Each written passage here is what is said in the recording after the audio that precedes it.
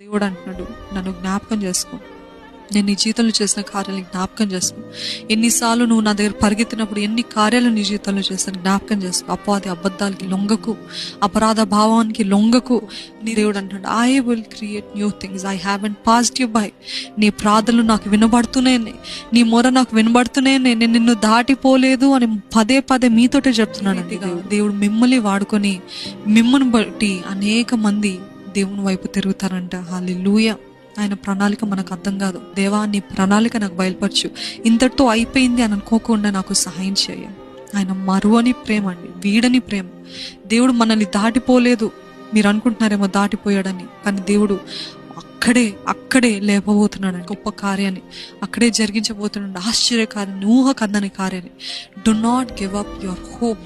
దేవుడు నేను విడిచిపెట్టలేదు, నేను అందరూ మర్చినా విడిచిపెట్టిన నిరీక్షణ మాత్రము పోగొట్టుకోకండి. మీ నిరీక్షణ గట్టిగా పట్టుకోండి.